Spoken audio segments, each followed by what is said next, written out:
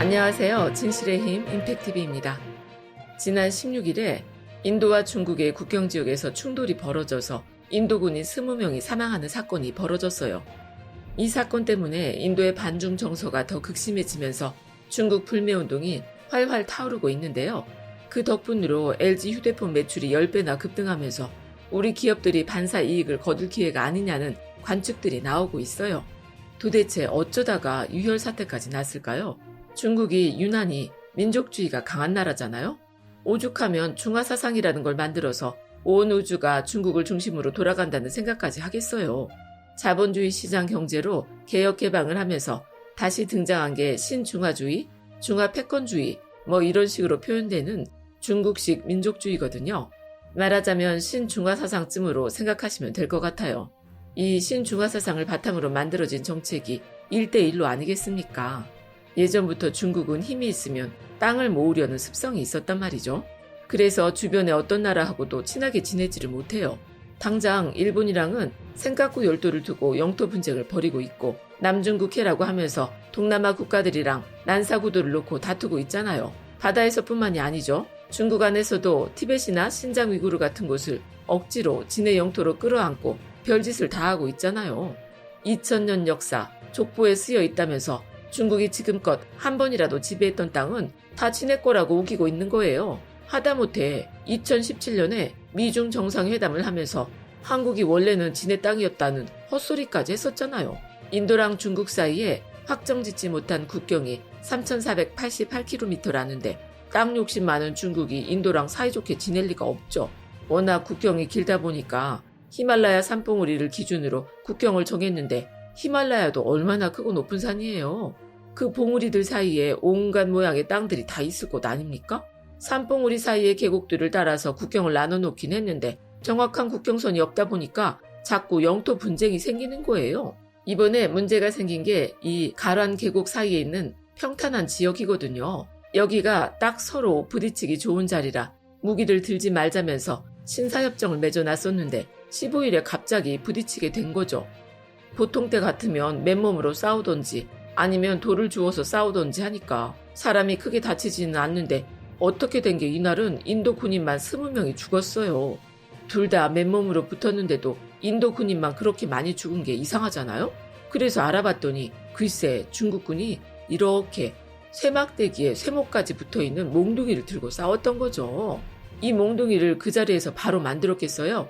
무기까지 미리 준비해온 걸 보면 중국에서 작정하고 덤빈 거 아닌가 싶은 생각이 들 수밖에 없는 거죠. 중국 애들이 쇠몽둥이를 들고 싸웠다고 하니까 인도 사람들이 얼마나 기가 막히고 화가 나겠어요. 거리로 나와서 반중 시위를 하면서 분위기가 점점 험악해지는 거죠. 모리 총리도 매파 스타일이잖아요. 이런 때 깨갱하고 넘어갈 타입은 아니죠.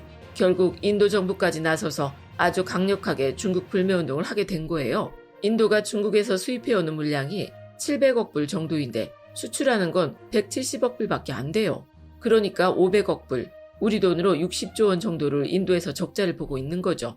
자동차나 휴대폰 같이 일상생활에서 쓰는 물건뿐만 아니라 기계, 화학, 의약품 원료나 제조에 필요한 소재 부품까지 양도 양이지만 종류를 따져봐도 중국에서 수입하는 게 아주 다양해요.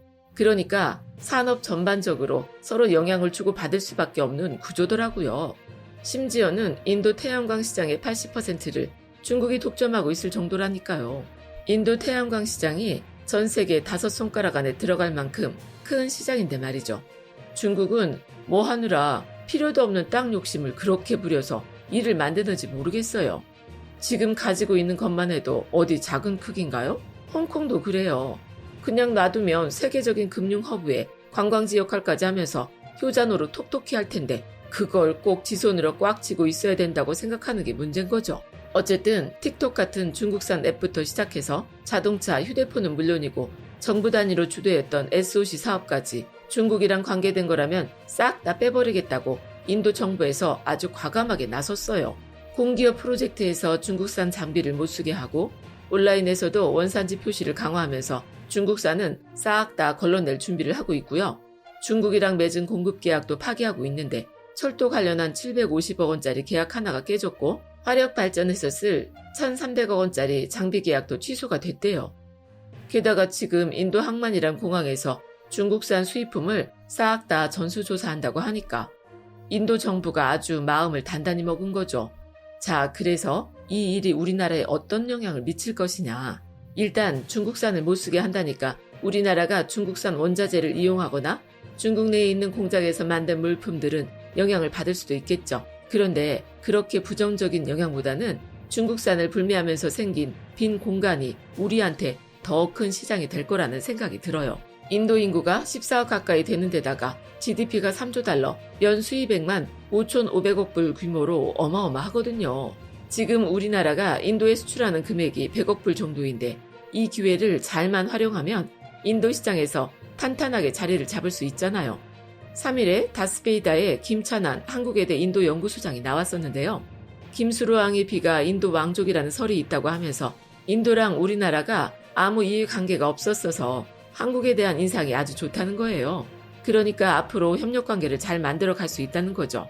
인도나 우리나라나 여기저기 치인 나라들이 많다 보니까 아무 일도 없었던 게 관계를 좋게 만드는 데 도움이 되네요. 실제로 지난 2달 동안 반중 정서가 생기면서 인도 사람들이 우리나라 제품을 중국산 대신 구매하는 경우가 많아졌어요. LG 휴대폰 판매량이 그 기간에 10배나 늘었다고 하잖아요. LG에서는 이 기회에 인도 시장을 좀 더 확보하겠다는 포부를 밝혔고요. 인도 휴대폰 시장 점유율 3위인 삼성전자도 저가 중국산들이랑 경쟁해 볼 만한 여지가 확실히 생겼다면서 TV 라인까지 좀 더 시장을 확대해 볼 수 있겠다는 기대를 하더라고요. 휴대폰뿐이겠어요. 중국이 수주했던 대형 교량 건설이 취소되면서 인도 주 정부에서 대우건설 같은 곳이랑 합작할 수도 있다. 이렇게 딱 집어서 말을 했어요. 도로, 터널, 교량같이 대형 건설 수주에서 중국에 밀렸던 우리 기업들이 다시 한번 기회를 노려볼 수 있게 된 거죠. 중국군이 국경에서 철수하고 있다고 하니까 군사 충돌은 이제 마무리 짓는 대신에 불매운동은 좀 더 오래 지속됐으면 좋겠네요. 우리는 노 재팬, 인도는 노 차이나 함께 해봐요. 끝까지 시청해주셔서 고맙습니다.